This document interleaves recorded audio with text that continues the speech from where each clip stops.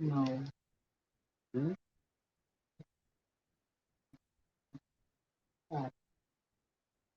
Good evening. Welcome to Chlorine Callaloo. This is our Chlorine News Flash. I'm Akilio Joseph of Atlantis Aquatic. We are streaming live on Facebook and YouTube pages of Trinbago Freestyle and the Facebook page of Mavis Launch, Sydney and Boson and Santa Excellence Swimming Pool Complex. Remember to follow us, like the pages, and share the live. Also, please subscribe to our YouTube channel by searching Trinbago Freestyle. In the headline, Carter splash to silver in ISL. Four swimmers selected for Junior Panam. PINA launches scholarship programs. And now our chlorine splashing. Dylan Carter continued his international swimming league campaign in Naples, Italy, with a silver medal finish in the 50-meter butterfly. Representing the London Roar franchise, Carter stopped the clock in 22.4 seconds. He also helped his team to a gold medal finish in the 4x100-meter freestyle relay. At the end of March 6 on September 11 to the 12th, Carter London Roar topped the team scores ahead of Cali Condors and Aqua Sentinels. Placed third with the Tokyo Frog Kings fourth. He is expected again in Match 8 on the 18th to the 19th of September. Best wishes and congrats to Dylan.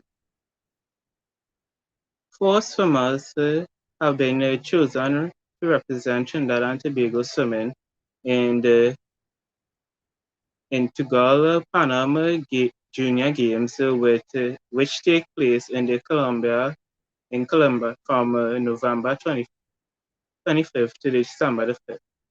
Graham Chatu, Callaloo, Denisha Lewis, and Gabriella Donahue are Team CTO swimming representative for the swimming segment of the Games from November 26th to the 30th. Congrats and all the best wishes to the athletes. PINA launched its Olympic Aquatic Support Program and scholarship programs with the aim of providing support to the countries in development of the Olympic athletes. September 25th is the deadline to the application for the scholarships where a deserving athlete 23 years and under can either get financial support during the 2022 or gain experience by training at one of the FINA's training centers around the world. With a deadline of September 30th, our association can also apply for Olympic support and can earn up to 30,000 US in funding based on the criteria.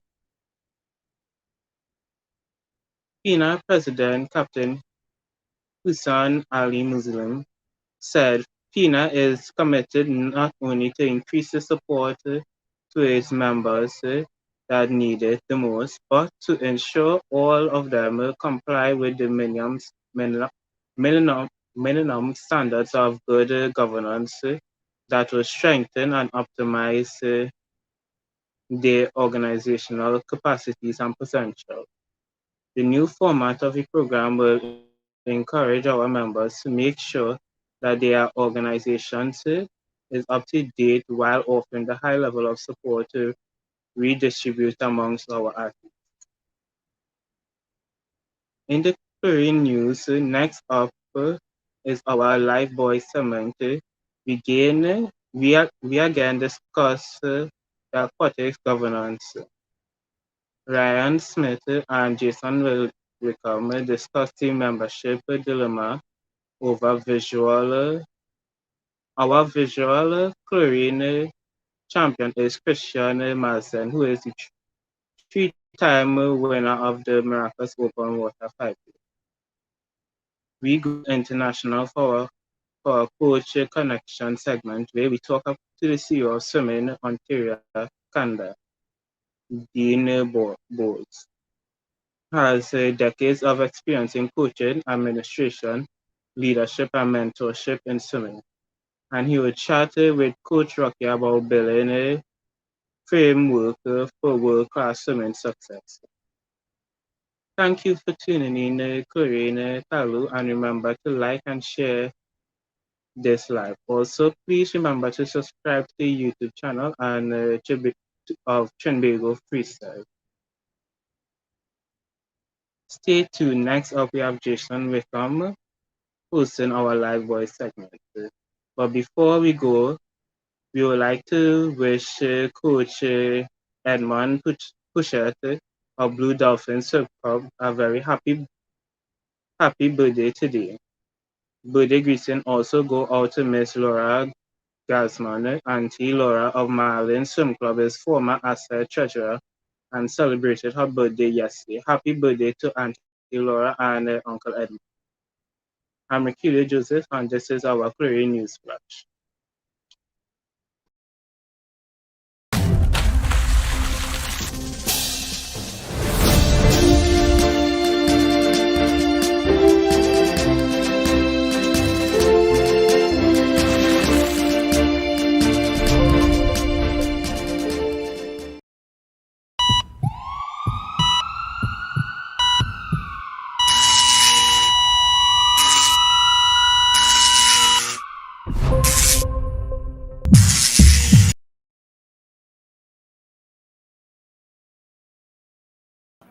Right, that's better. Good evening and welcome to Chlorine Callaloo. I'm Jason Wickham. This is your live voice segment. We'd like to thank Riquelio for the reading of the news.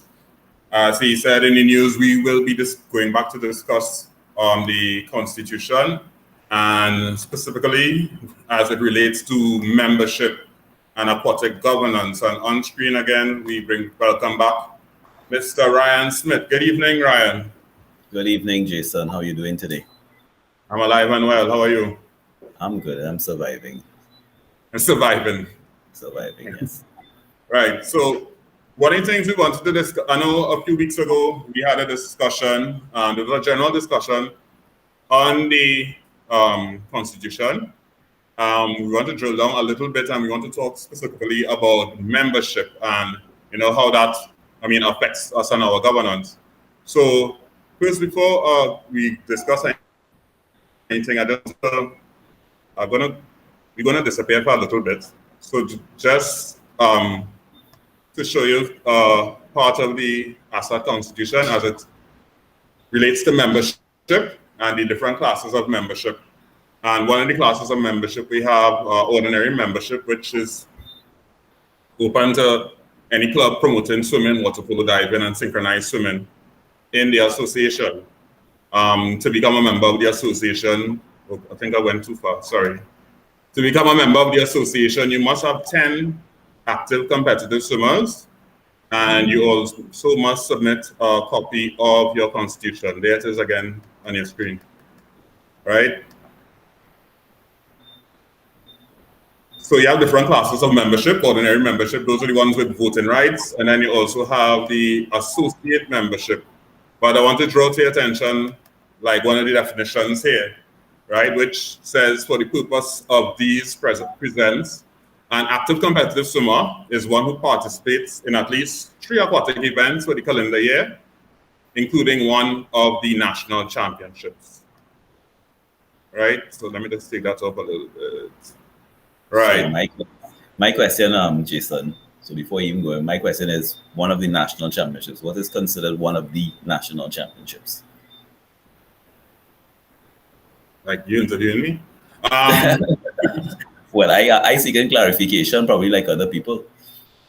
Well, the national championships, as far as I'm aware, are the any national championship we have the National Open Long and Short Course, National Age Group Long and Short Course, and you may class the Invitational in there possibly. But I know, for example, for water polo, there isn't like regular championship, so I'm not sure how that works out. Right. Yes, because I know we did have a national championship some years ago in water polo, but right now we really only have two active clubs engaged in water polo. So it's a little difficult to have a national championships with just two clubs. I mean, we've done it, but it's not. I can't consider it as much as the same. So perhaps what we need to look at, therefore, is maybe customizing those rules for depending on the discipline. I mean, active competitive swimmer. Or immediately you think national long course, national short course, those types of events. So I don't know what your thoughts are on Well, national championships. First of all, I want to look at it the other way around because I would figure that, okay, the reason that I think when this constitution was done, for the most part, it was done for swimming, right? Because you had reference to water polo, but you still had to have active competitive swimmers. But I mean, I believe that in any discipline that we have, that we should be aspiring to have a national championship. And I think having the national championship, there is your constitution supposed to be, I guess, kind of directing the vision, kind of assisting the vision of the organization. And if you really grow, we can't continue to use the excuse that it only have two clubs, so we don't have a national championship. We have to find a way to get more than two clubs, so we can have a national championship. You know what I would love to see? A national aquatic championships. So just like how FINA have their world championships where all the disciplines are at the same time, but then they also have some years where they have these disciplines are separate. Right. I think it would be lovely for us to have a national aquatic championships. And I that is the think- one that really count. Because you could go down, I mean, for example, according to our constitution, even a water polo club is supposed to have 10 active competitive swimmers, right? And no water polo. Well, I think first of all, that part of the constitution needs to be changed probably from swimmers to competitors, 10 active competitors. I like the idea of the aquatics championships because I also believe that we need to find a space for masters and to even try to push the start to have master championships. Because, Right. I mean, sometimes the masters, when they come to the open long course, I mean, they just have a heat for themselves, basically, and sometimes not a full heat. But I think we have to do something as well to encourage masters swimming because right now, I mean, when you look at the masters taking part in national championships, I mean, it doesn't happen. You don't always have 10 persons taking part. So how can water polo clubs, how can we have a constitution that doesn't cater for water polo clubs, masters clubs, synchro clubs as well? It's also interesting. In the constitution, there is a swimming committee, right? There's a water polo committee. Right? They speak of clubs interested in diving, synchronized swimming, now called artistic swimming, right? However, there's no committee for those. So that is also something that will probably need to be looked at because going forward, if you want to develop those other disciplines, we need to also have committees for them. And there's nothing in the constitution that speaks of that I'm aware of. No, there isn't. But I mean, it doesn't specifically speak to it, but it does speak to the formation of committees, right? And you could form your own committees, but I do agree that we probably need to, if we really want to develop the sport, we really need to have different committees, or probably a committee just to deal with new sport development, because new development, because I think masters is an area of development. I mean, looking at the developmental swimmers. So, yeah. Okay, so what about so you're talking about development, and you left out the most basic development, learn to swim. How we deal with that? Well, I don't know how we deal with it as yet. It's a conversation that we need to have with the membership. I do believe Learn to Swim is supposed to feed into the competitive clubs. So at the end of the day, they're supposed to have some sort of Learn to Swim representation within the association, probably at the stage of a committee level. Because, I mean, at the end of the day, I mean, even FINA is about competitive sport, and yes, you have the development part of it. But you need to have the Learn to Swim driving the competitive. But I think a discussion needs to be had if persons are affiliated to Learn to Swim, if you want them to actually be ordinary members of the association or associate members. But at the end of the day, what I think is a problem is that we have an association right now. We have different members in this association, and many of the members who came in went to council and get approval for their different clubs. They do not fall within our own constitution, even though we have admitted them. Right. Well, actually, that was like going to be my next question to you. What do you think that the process should be for joining, for someone coming in as a new club into the association? Because, as you said, sometimes a club say they have 10 competitive athletes, swimmers, whatever have you, right? So they say they have 10 competitive swimmers, and they're applying to the association for membership and ordinary membership. Right. Do you think that they should be? Well, in my opinion, they should have a waiting period to be able to meet the criteria. Because if you don't meet the criteria at the start and you just say it in a letter saying, yes, I have so many members and so on, and I don't meet the criteria at the start, I don't know if this club is going to meet the criteria within a year's time, and yet you accept them as an ordinary member. They come in, they have a vote like everybody else. So what is the solution for that, you think? Well, they shouldn't be accepted as ordinary member in the first place, because the constitution is clear that you have to have 10 active competitive swimmers. Now, in the case of, for example, Roy Hill, what should have happened probably at the time is a constitutional amendment should have been made to allow for the water polo players. But at the same time, inbuilt in the constitution already is something called an associate member, which to me is like a trial run anyway. You go there, you register as an associate member, you show us by, not even by participation, active participation in the association's activities, you will eventually get those 10 active competitive swimmers once you're doing your development and your marketing. So there is something in place, but for some reason, the association in the past have accepted persons that don't fall within the constitution without fixing the problem, which is the constitution. Right. Wow, that's interesting. So you're saying become an associate member first, and then you have a trial period that we have to set. And the trial period is there. The period is 10 active competitive swimmers. So once you have 10 swimmers taking part in 3 events of the year, one is a national championship, you have shown that, I'm serious about building a club, I'm serious about increasing membership, I'm serious about being a part of the association. I demonstrate this seriousness by having 10 active competitive swimmers, right?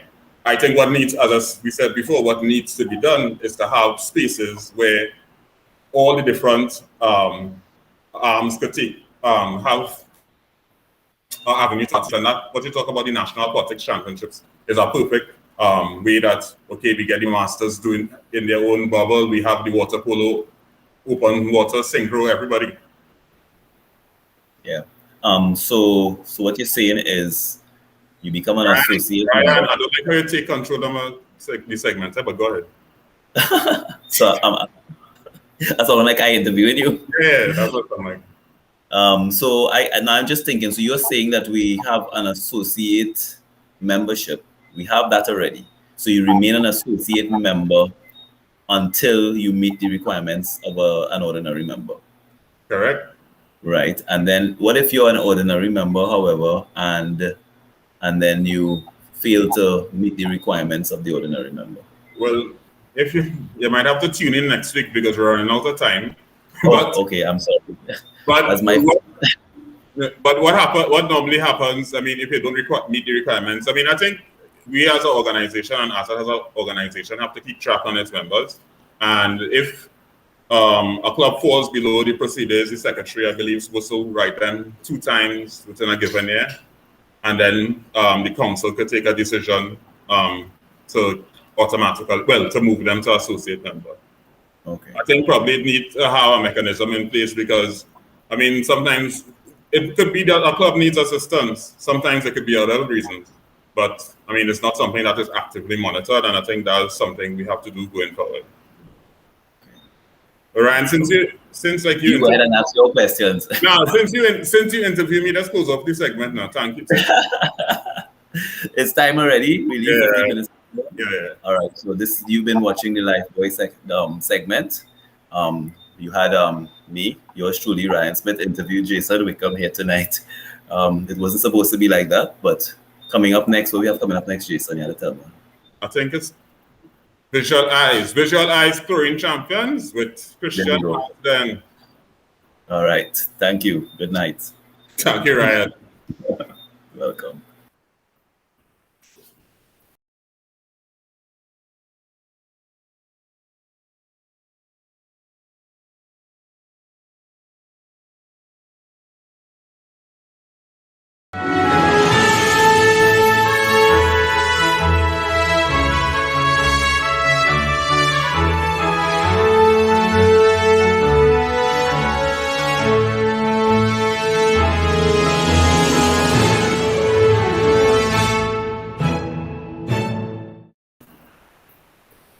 Right, so good evening again. This is this segment we call, what's going on here? Right, this is a segment we call Chlorine Champions, and it's sponsored by Visual Eyes. Remember to check out Visual Eyes at their 3 locations in Kirep, Trinity, and Shogunas.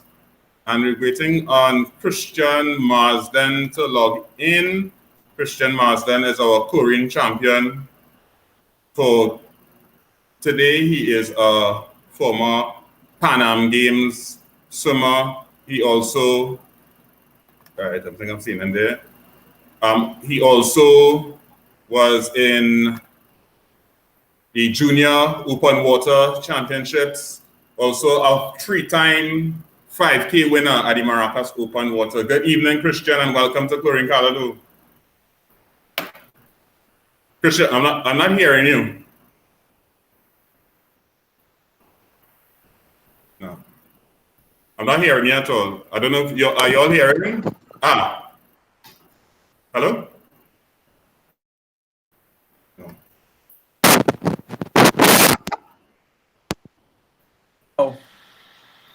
Yeah, a little. Let's talk again. You can hear me now? Yeah, but a little delayed, so not sure. All right, let me try something. All right, are you? How about now? Good. Perfect. Right, so welcome. Jason, When that's for me, man. Christian, when last you went in the pool? Everybody asks me that every once in a while, and it's probably been about 4 years since I've really touched the water and swam a full lap. So, all right, so tell me something. So this is the month we normally have the Maracas Open Water. How, before we reach the open water part, how did you get involved in swimming? And I'm talking about learning to swim. So from about 6 years old, I was actually a really good golfer. And coaches used to hear and they tell me I used to talk too much. So they weren't too pleased when I used to go around, and golf is a very concentration-based sport.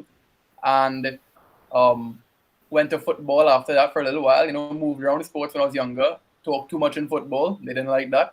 And my mom was posed a challenge of what sport could Christian talk the least in. And well, swimming came to mind because, you're underwater. Can't really talk underwater. So she said, perfect, put him in there. He won't talk too much. But she was wrong. I still got around to talking at every break of every lap. So how often you used to get put out of the water? I would say fairly often. Fairly often I would get put out. I think my talking definitely got me in some hot water, but it was all for the fun of it, I enjoyed it. So how you branched off into the open water aspect of it? So it was about early 2013 that I had swam my first open water event. Prior to that, in 2012, I tried to enter the Maracas 5K. Did not actually get through because I was too young at the time. So I was going on vacation with my mother and my family, and there came an opportunity there was an open water event in Barbados, and hadn't heard of it, but I was open to it. It was a 5 kilometer. Any age can participate, and I had never done one in my entire life, and that was the first one I entered. And to be honest, I don't know if I can remember what I came, but I remember it being still one of the hardest races I had done in my life, even with Pan Am, even with World Junior Championships. But it was the start of something I think that I was really passionate about. So when you realize that, hey, Christian not just coming and talking in the pool, he probably could do something more than talk. When did you realize that in your career? I don't think I ever really came to the full realization that I was going so many places and doing so many things until I looked back and heard from others, how much I had done. It never really hit me until I almost saw the record, like, saw an individual and they would say, man, Christian, can't believe you did this and did that. And I would say, man, yeah, I really did that. Like, when you're in the moment of going through competitive swimming and, doing international tours and competing, and you don't really ever have time to really sit down and say, wow, like, look what I've accomplished. And even more so after hearing individuals, it only took me until after I retired from swimming to really digest the magnitude of impact I had on open water. I really did not know that I had done so much in such a short time. A lot of people had always mentioned it, but it never hit me until I really sat back and said, I took a breather and said, look at what you've accomplished and how far you've come. So it never sank in during the moment, but after it, you really do appreciate it. So you use the R word there, retired. How? I mean, you're not looking like a retiree. So how you move from going to Pan Am, the World Juniors, doing the Maracas and all those things, and when did you decide to hang up those goggles, and why? Good question. It took me, so I went to Pan Am game 2015. I did really well. I placed, I think 10th, I believe. Went on to then do the World Championships the following year, the Junior World Championships in the Netherlands. Did extremely well, was very proud of myself. And then I had gotten an opportunity to actually compete at the final Olympic qualifier in Portugal for the men's 10-kilometer marathon for the Rio Games. And, I trained so hard, got so far to only come up short by a tricep tear about maybe 2 months before the event. And it was the first point in my life where I had really had to stop and say, you're vulnerable, you're overworking, you're tired.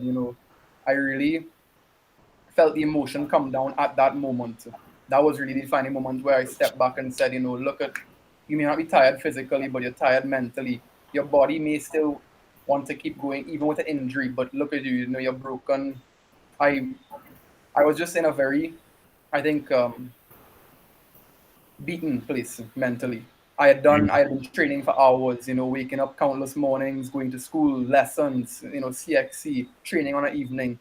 I didn't even have time to ask how I was doing, internally, rather than how my body was doing. And even my body could show signs of wear and tear. I mean, I don't know that a tricep tear is very common in swimming. So that was something that I thought, was a real defining moment of how much can you take of this, physically and mentally. It was really starting to beat me down. And I would never say it got the better of me. I would say that I weighed my options looking forward and decided that I can put a pause on this portion of my life that I'd already done so much in and look forward to other ventures and avenues. So is it that this pause that you took, was it before college? Did you try to swim in college at all, or? It was actually, I was still training. I had actually dropped the mileage quite a bit. I was still training leading up to college, and I had gotten into my school of choice by academics, and the coach had originally said, you can only get in once you've gotten into the school, to the swim team. So I said, no problem. I got into the school on my own accord, and I joined the swim team. I trained for maybe about, I would say, 3 weeks. And a coach that I had not known very well, I went to him and I said, Coach, I really have something to tell you. I don't think I've ever told anybody this in my life. And I sat down with him for about an hour and talked to him. And he just was very open and understanding of the situation. I think he must have experienced this before in other summers. And he was very reassuring of the fact that this is not it. This is not the be-all and end-all. If you don't, life is too short to not do what you want to do. So, if you want to take a break, swimming will always be there. Explore your options in his life. And I think that was something I took with me and kept it with me through up to this day, that I'm doing things that I really enjoy right now. I keep my same work ethic with swimming, so that's something that I really take with me along the way of any venture I do in my life is the way I worked in sport. So I felt very reassured and confident moving forward. Getting these words from that coach. I think we were talking offline, and you were telling me that, at first that people should look at swimming as for health and fitness and health and wellness as opposed to competition. You want to explain a little bit about that? I think, and this may not even be just a local problem. I think it's maybe a regional and maybe a global problem that certain sports are just looked at in a very competitive point of view rather than a health point of view. And from the earliest age of swimming, I mean, you get in there, and if you have some kind of promising talent, they move you into the competitive group. And from 8 years and under, you're just put through this cycle of you go up the age groups, you compete in XYZ meets, you do your times, and if you make it to a Goodwill at a young age, you did great. If you make it to a CRIFTA or a CISC or CCCAN at an old age, you did great. And that is just a common cycle of the sport in the country from my perspective. I think that there's so much more untapped potential of what swimming can do for a nation, building a healthier nation, reducing comorbidities. The sport itself is great and all, but the actual physical activity of doing swimming is so much more rewarding on a health basis that I think it can potentially save lives. And while you're saying that, this is a little plug to tell people, hey, we open up the pools and the beaches a little bit so people could get out there and get some fresh air and exercise. Mm-hmm. It's true. I mean, exercise is what I think kept me always going. Even though I stopped swimming, I still, every day I'm active. It's something that is part of my routine and keeps me grounded. It's a foundation. I think keeping active is something that it should be part of eating like a meal. It should be part of your day, at least once. So I have a question here coming in for you, Christian. You will know when your time is right to return. It's not a question, I think it's a statement. That's a very nice statement from Mr. Carr, William Carr, if I hope I pronounced that correctly. You never know. Your time will always come for something. I think God always had a purpose, and I'll tell everybody something. I never regret my time in swimming because it gave me so many opportunities and it built me to who I am in and out the pool. I think that the ethics, the work ethic, especially the discipline, those are all things that can transcend swimming in such a different way. So I think that I would say that it's invaluable, the experience I've gained in swimming. So my time may come again, my time in something else may come. I am very much open to opportunity. And Christian, I wanted to give that, we about getting to that time already to wrap up this segment, but we'll have to invite you on because, you spoke about something. You didn't say the word, but it seemed like it was burnout that you could have had as an athlete. I want you to give a word of encouragement to that swimmer, especially at this time where you have those who may be thinking about quitting because they can't swim. Whatever Christian wants to say to a TNT athlete who maybe a little down in the dumps right now and wants some hope. The one thing I always tell myself is it's okay to not be okay. You don't have to hide those feelings. You can confide in somebody who you're comfortable with. Tell them how you feel, because trust me, it's way better out than in. If you can, express yourself to an individual and really try to relate and understand, it'll just make a huge difference. You'll feel this great sense of, I felt almost like a weight being lifted off my shoulders, for better terms. It was something that was truly relieving when I could finally express how I felt and not hide it for everybody and show this, almost like putting on a mask every day, showing some people what I really didn't feel on the inside. And I think any swimmers out there, it's okay to step away, take some time. Swimming, it will always be there, but your mental health is something that I think is so crucial in everything you do. So please take the time, and ask, and even the parents out there, the coaches, ask your swimmers how they're doing. It's something that will go a long way.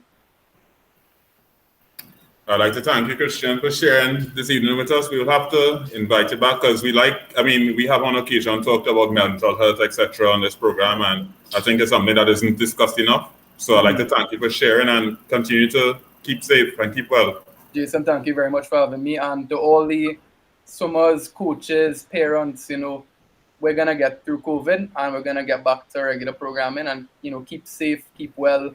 The young ones, I heard that some of them are going to Junior Pan American Games very soon. All the best to you all, and to all the young ones coming up and the older ones. Keep your head down. Speak to people. Share yourself and do your best. And anything you do in life. And you never know, you might see a Christian Marsden at a pool or beach near you soon. You never know. You might find me. I might be chilling and drinking up there. I don't know if I'll be swimming. You know what I mean? So we don't know about that. So no promises. We'll see. We'll see how it goes. Yeah. Thank you, Christian. Thank you for sharing. Take care. Thank you.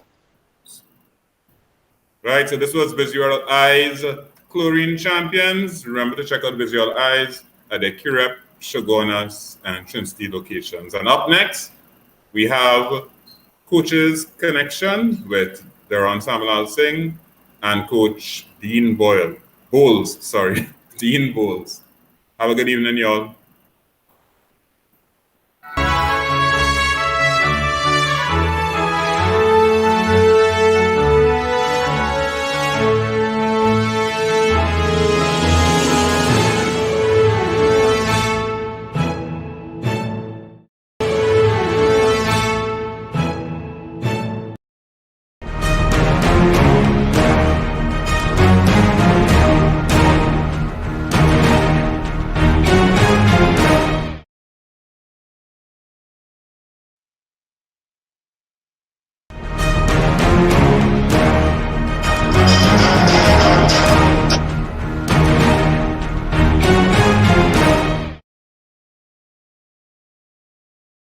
Good evening, everyone. Good evening. How are y'all?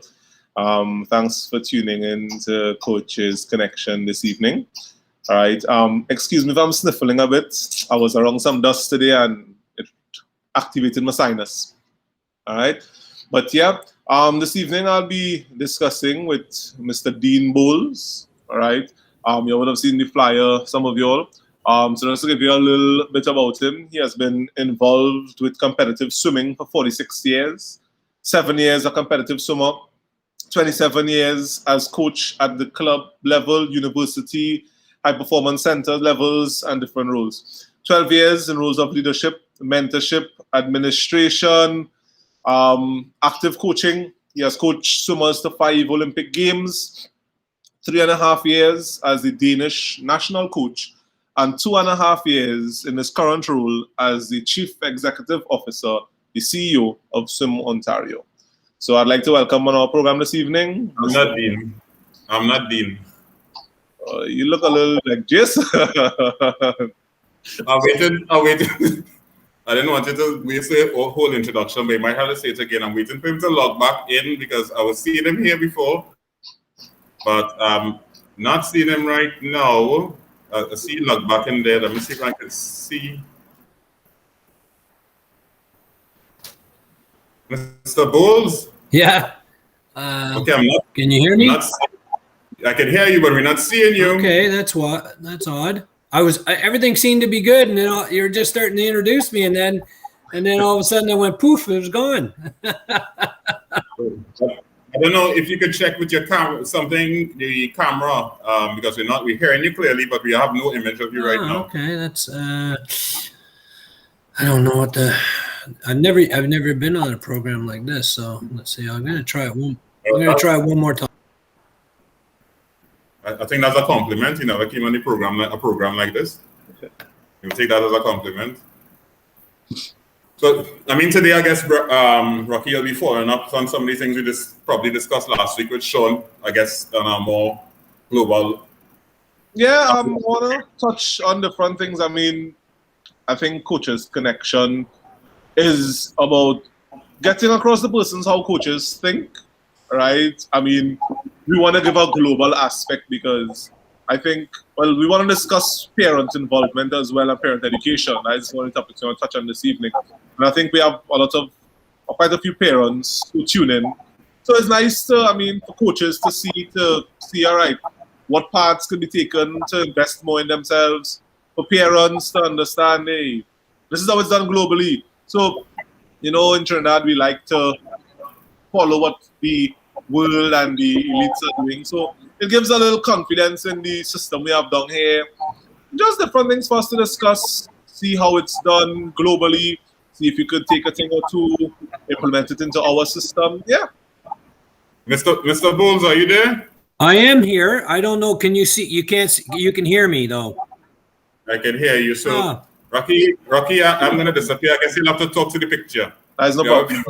I'll put a picture of him on my screen. Yeah, I don't know what happened. Yeah, when I was saying about the program, I so used to using Zoom and Teams and all that kind of stuff. This is just one more additional thing that we've learned through COVID. And I'm not sure why my camera light is on, so I'm not sure what's taking place.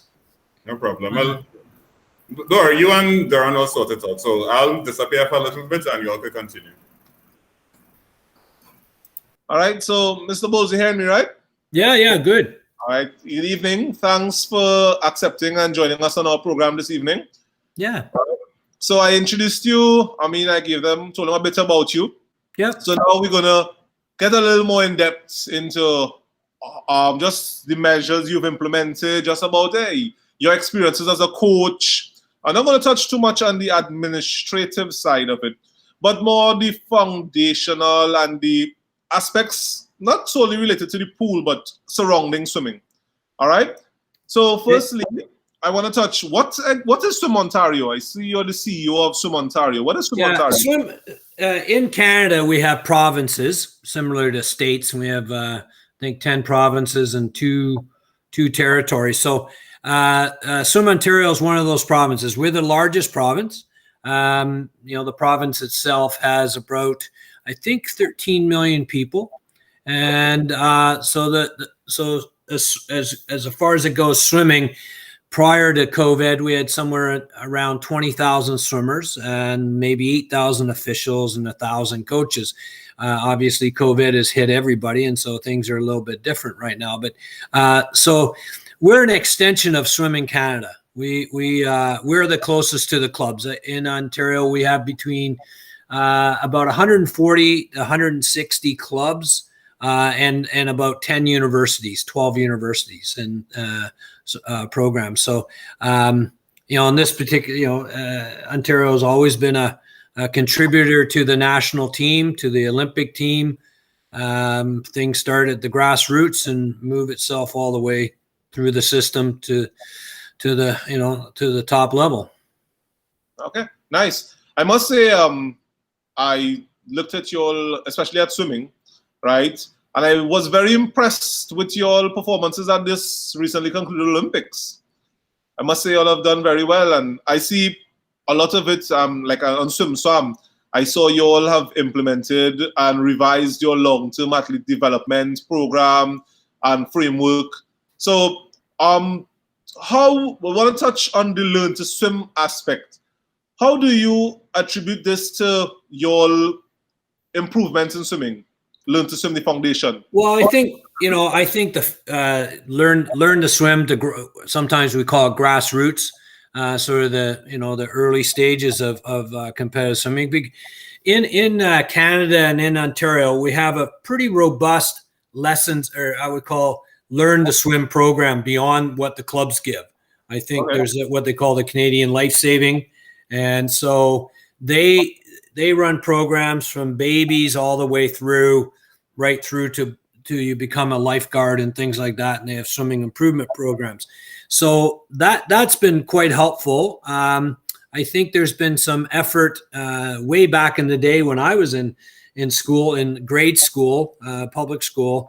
They used to have, I think it was in grade 5, they would have swimming lessons for 2 weeks for every grade 5 student. And then they got away from that. And I think they do this in certain parts of the province where I think it's grade 3, they'll get a week's worth of swimming lessons or whatever. But, that's sort of the entry point. And then the swim clubs usually take from 5-6 years of age and develop from there. It's very much part of their business plan, a club business plan, to have a good number of young swimmers in the program to build a base. but from, really what that is about trying to teach the kids about the love of the sport, love of swimming. I think we have to do that first before thinking they're going to become swimmers. You got to really love the sport. And I think if you've talked to any successful swimmer, they have loved the sport. Yes, they've had their challenges or at times not like it, but they do love their sport. And I think that's a very important aspect, really teaching them, giving them the opportunity to love what they do, then understand how to do it better. The skills are fundamental, very, very important. There are no shortcuts. There's no success by Friday, as some people might say. So from the learn to swim piece, we're lucky we have a fair good number of swimmers of a young age. And that helps. Sometimes it's a numbers game in some ways. But yeah, from an aspect, when you start to look at implementation from programming such as what we do, Swim Ontario, or more so from Swimming Canada, it starts a little bit later. We do have the various levels. We have a program in place, the fundamentals as we call it, and emphasize the fun. I think we say it a lot that it should be fun. I'm not sure sometimes the kids think it's fun, but yeah. Okay. So I saw in your long-term athlete development, you'll stress on the fun, as you just mentioned, right? Yeah. I like what you said. Get them to love it, then get them to understand what they're doing. Yeah. Right. And I think many persons try to jump ahead to get them to win. Yeah. Right. So how do you educate parents in terms of helping them to understand, all right, so winning is not the most important thing, because parents, the end result is to see their child do their best. Wanting the best for their child means having their child win, ultimately for most. How do you then get parents to buy into the idea, get them to have fun in the fundamentals? How do you sell them on that? Well, I think that's always the task of the day for every swim club and every coach around the world. It doesn't change, and I think it's more difficult in today's world because there's so much information out there, the internet and everything. Everybody gets an idea. Everybody watches the Olympics. They get excited. They want to, they think they're, it's no different than we were just watching tennis on the weekend, and you see two young teenagers at the U.S. Open in the final, and you think, well, maybe my daughter or my son can be part of that, right? And they don't realize how much work it is and how well you have to be managed. I think what it is, we really look to the clubs and the coaches to really emphasize that idea of speaking with the parents.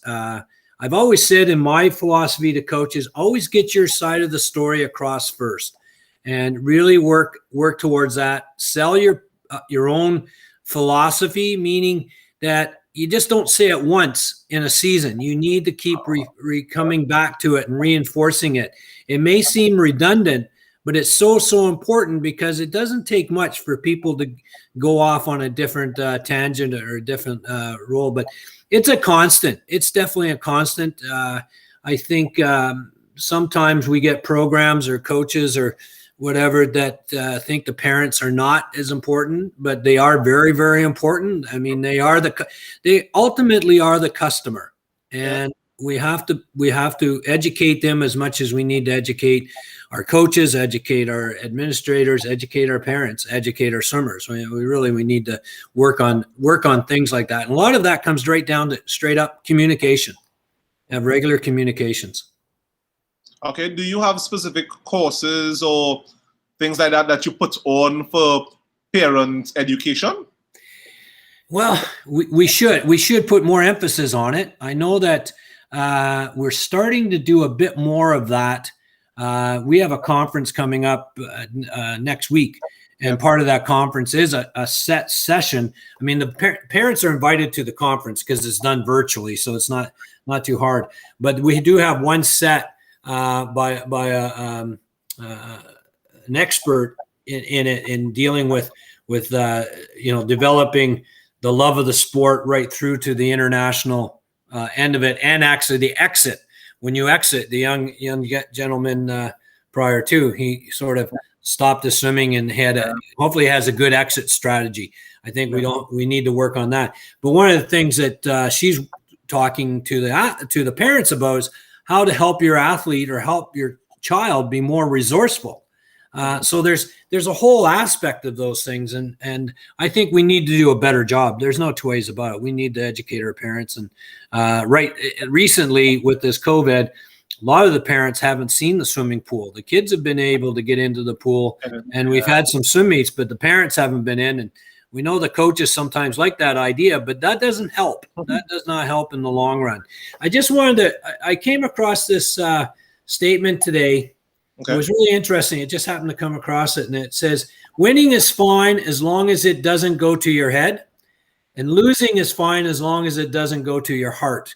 And it's sort of what you just mentioned about, everybody wants to try and win or want to fast forward, but it's like, here's the teaching good values. And I think that's the critical thing, teaching good values. Yeah. So true. So true.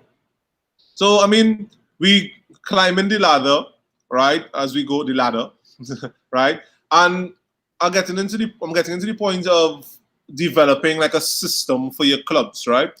Do you believe in like setting frameworks for your clubs so you have a standard across the board? Well, I think you have to have it depends on what your audience is going to be or what you have coming into place. And usually when you say frameworks or a system approach, I think you have to have some good guidelines. You might have, and they may change a little bit, but I think what's really important is to have the principles behind each level. What is, what is expected on entry into it? Yeah. What is expected partway through, and what is expected for the exit to the next level, and trying to paint that, be consistent. I think one of the things is simple things such as being consistent, trying to be, might call it fair, but more in some ways equitable, but that's difficult. I think fair is an easier way to do it. But I think that's the thing. I think you have to have different levels, but you know what? It comes to a certain point that then you start to look at the individual, what the individual needs. I think you can address things younger, and I know that's where you're going to get to is some key things to the older age. But I honestly think that the skills, the physical skills, the mental skills are so critical. I really do believe, and that's been a bit of an adjustment. You talk about our long-term development strategy. We're somewhat going away from that and calling it more an athlete development model or matrix, or actually an appropriate athlete development. And some people say appropriate age development. So we're moving away from that and actually moving towards the skills around we'll call it psychology, the human skills, more so than the energy systems are already taken care of. I mean, if they're active, hopefully they're active, and then there's the physical, technical skills. I mean, those are things that will be developed over time. The body changes and things like that. But the simple thing, I think that one thing I would suggest that's being overlooked or taken for granted or whatever is a simple push off. I don't think we push off as well as we should or well as we can. I think sometimes we teach dolphin kick before we learn how to push off properly and get get the maximum out of that. So simple foundational skills is critical at every level. But I think if you really want to have someone that's highly skilled later on, you got to be relentless. You got to be relentless on the skill teaching. Make it fun, make it a game, but you have to create that skill development piece. You watch all the great athletes. They're so skilled. They're amazing. Yeah. You mentioned something just now, and it's something it's easier said than done in our country here, where you mentioned you train the person. So when we spoke about frameworks, you said you have to see where the athlete is at, right? So, I mean, you mentioned you all have numbers, right? So you all have groups. how do you then, so I'd assume your numbers of swimmers per coaches is pretty large, right? How do you then set it up where you have each swimmer's needs catered to? Is it that you offer private classes within your system? Is it, how do you get to work on each person's weaknesses, so to speak? Well, that is an interesting one. I know sometimes in some of the clubs, and you got to remember that we allow our clubs to really have free reign. We don't control them too much. I think we need to help them. We need to make sure that the coaches, we have a certification program that teaches, the necessary coaching skills. It's a measurement. It doesn't mean they can coach per se, but it gives them some good tools. I think, depending on where the coaches are and who they have to mentor from will make the biggest difference. Now, from a point of numbers, like ratios of things, it varies depending on what each situation is. I know that and you know what, I'm just going to, before I even forget, we're going to learn a lot through this COVID. If we don't learn something through this, then shame on us, in my view. And I think one of the things we're going to learn is that, you don't need to push. I think one of the things that we've learned, at least, and we had a lot of restrictions here in Ontario and Toronto. We still have here. What's that? I say we still have here. We can't. Yeah, we still have our restrictions as well. We definitely do. Nothing is normal. But one of the things is a lot of the athletes actually had to work on their whole core strength, their body, everything outside of the water. So they did a lot of those exercises, core exercises, but they also talked with the coaches. So that in itself is like a silver lining, so that they've been able to take time and focus on things that they normally won't, because when we get to the water, we think we got to use it. And it is. Water's like gold. We should, it's important. But I think there's other things. But what I'm saying is that the kids are not as tired because of this. So they have a better ability to return and not be injured. And I'm hoping that we don't see that go away. Hopefully we won't lose some of the things. Case in point, maybe we do one less water session, or that water session is totally skill, not training. And there's always this idea, I always believe in the younger ages, it's teaching, and this is a message to coaches. It's teaching rather than training. It's a T word, but it's teaching. You're always teaching. The training will take care of itself. Anybody can train, in a sense. When a coach can train someone, a swimmer can train, but the teaching is a different acquisition of skills that I think does make the difference. Yeah, so true, because regardless of how powerful your engine is in the car, if you can't get the car to start, you won't be going very fast, huh? Yeah. I think COVID really pegged us back, and I hope it's lessons that we remain with, because when life goes back to normalcy, you throw it out the window. Because I was very impressed. I looked at the Olympics and records were broken, best times were made, and these persons were out of the water for months within the last year or two before Olympics, right? Yep. So how is it that when we thought that the main thing to do was getting 6-7 days of training a week, right? Now it comes that we had to focus on other elements, yet we were still fast or faster. Yeah. So we've been focusing on the wrong things, as you said. Teach. We have to learn. It's not about mileage, because at the end of the day, you could do so many miles without learning or improving. What good is that, huh? Yeah, no, it's absolutely right. And it takes courage to do that. I think it takes a lot of courage on the part of the coach or the teacher, but even the athlete, even the parent. I remember back in my day of coaching young kids, the parents, if you weren't training them, they were upset. They wanted more work done, and you're trying to go the other way. But again, it comes back to education. You got to really have an education plan. Yes, indeed. Because